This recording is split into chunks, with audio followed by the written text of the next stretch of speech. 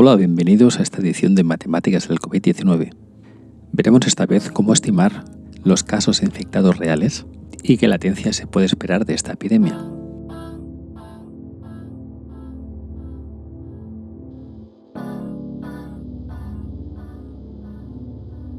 Los casos oficialmente reportados incluyen aquellos que han sido diagnosticados clínicamente o bien con test de laboratorio.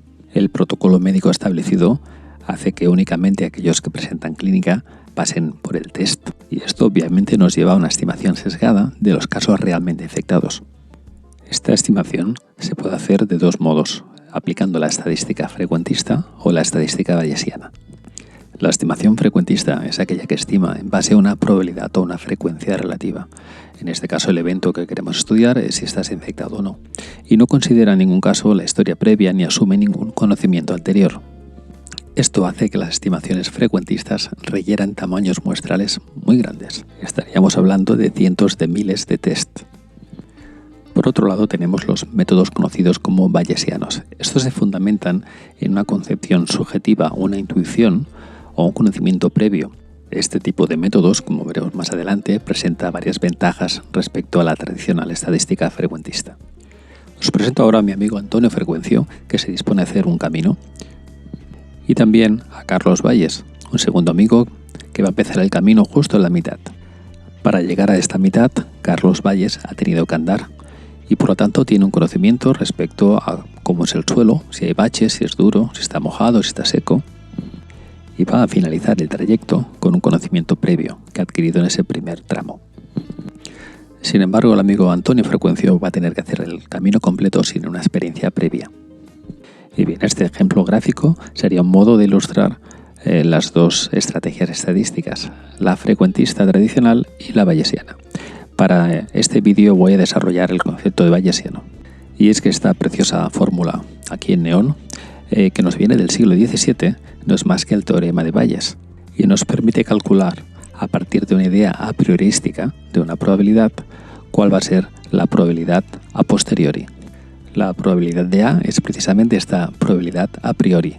Es la idea, esa intuición previa que luego vamos a validar de cuál es la proporción aproximada de infectados.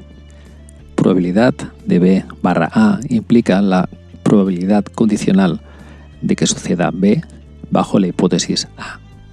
Es decir, después de aplicar un muestreo y observar los resultados, cómo de probables son esos resultados si la hipótesis A era cierta. La probabilidad de B, o también denominada probabilidad total, no es otra cosa que la frecuencia observada en nuestra muestra, es decir, los casos infectados dividido en el número de test que hemos realizado. Por último, la probabilidad A barra B indica la probabilidad a posteriori. Así pues, empecemos a hablar de esa probabilidad a priori, aquella idea original de la proporción de infectados reales en la población.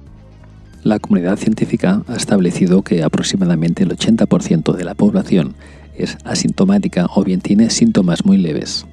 Esto comporta que tengamos conocimiento de aproximadamente el 20% de la población infectada. Por lo tanto, el punto de partida podría ser tomar el número oficial de casos multiplicado por 5.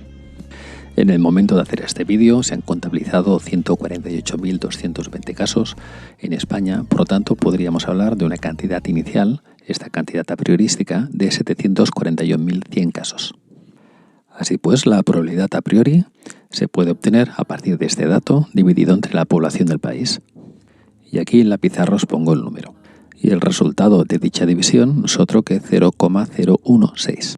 Y ahora apliquemos a un ejemplo. Imaginad que disponemos únicamente de 170 test a día de hoy y queremos hacer la evaluación para una determinada población. Puede ser un pueblo, una ciudad, una provincia, una comunidad autónoma, un país, tanto da.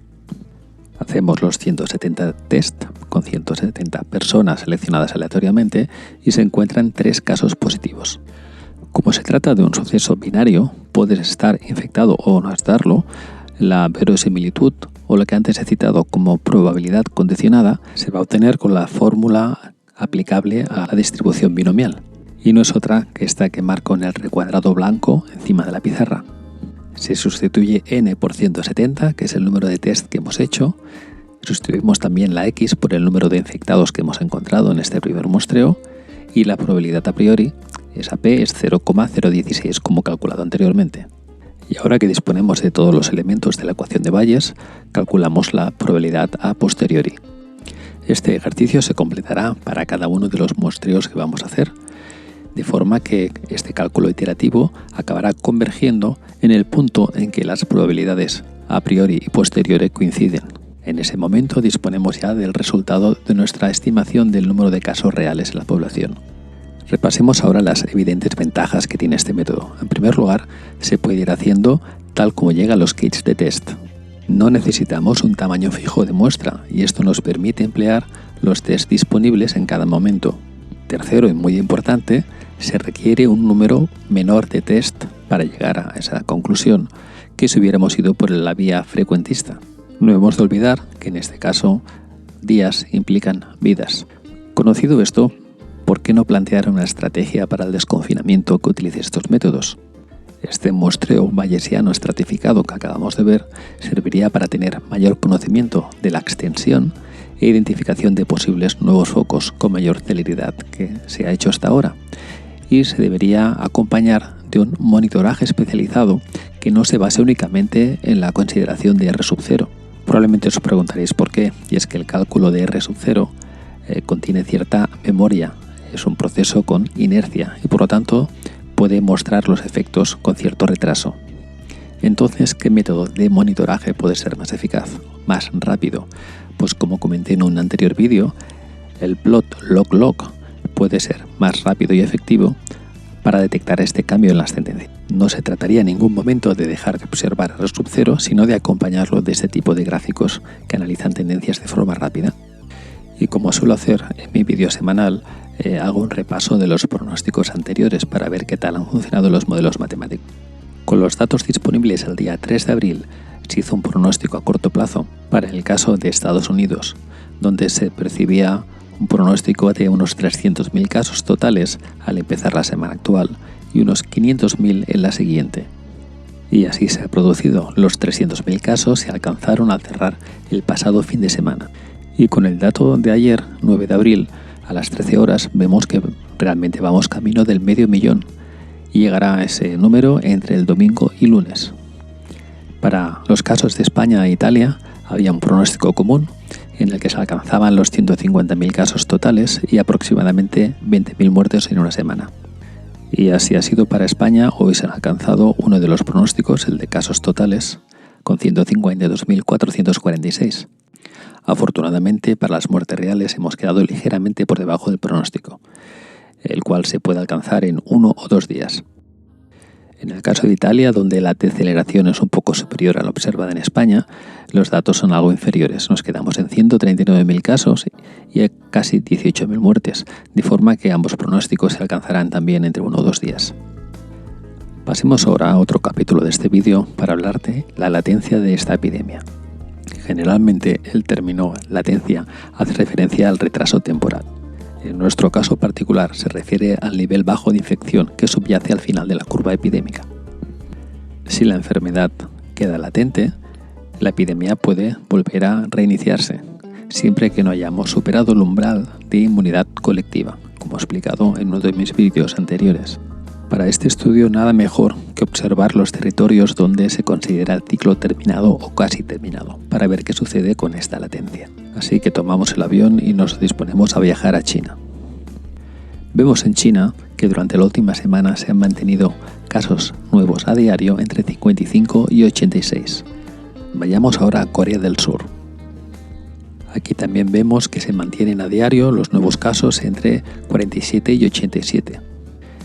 ¿Quiere decir esto que COVID-19 se queda con nosotros para siempre? Si viste en mi vídeo anterior sobre el modelo SIR, el modelo SIR, la respuesta a esta pregunta está en una sencilla fórmula. El número de personas susceptibles de contraer la enfermedad debe de ser mayor al ratio AR para que se produzca una transmisión de esta epidemia de nuevo. Si recuerdas la analogía que hice con 3 tanques conectados, A y R serían los grifos que abren paso entre el depósito de infectados y el de curados o muertes. Este sería el A, y el otro grifo, el R, sería el que da paso entre el depósito de susceptibles y el de infectados. Obviamente, en el caso de disponer de una vacuna, la población susceptible de contraer esta enfermedad bajaría de tal forma que sería complicado tener un S sub 0 mayor que el ratio AR, y de este modo quedaría parada la epidemia. Miremos el caso surcoreano para observar este periodo de latencia. En el gráfico de nuevos casos de infección diarios, vemos que la curva epidémica nunca llega a cero, sino que se establecen unos valores de poca magnitud de una forma bastante estable a lo largo de semanas. Esta es la causa principal por la cual las curvas epidémicas no muestran simetría, sino que la cola del lado derecho es mucho más larga. No debemos, por tanto, emplear modelos matemáticos que muestren simetría a ambos lados de la curva, porque están subestimando la fecha de finalización de la epidemia. En otras palabras, desconfía de curvas que tengan un aspecto como el que se muestra ahora y espera encontrar curvas reales como esta que estoy mostrando en color azul. Las curvas reales no son simétricas y la cola de la derecha lo que muestra es el periodo de latencia del virus. En el caso de una cola infinita, implicaría una latencia indeterminada. Significa que el virus se queda a vivir con nosotros y permanecerá dormido esperando momentos en que la fortaleza del cuerpo humano disminuya. También puede suceder en ese periodo, a pesar de que este virus no tiene un nivel de mutación muy elevado, que sucedan ciertas mutaciones para las cuales no estamos preparados y volvamos a contraer la enfermedad y tengamos un inicio de la epidemia distinta a la que hemos tenido.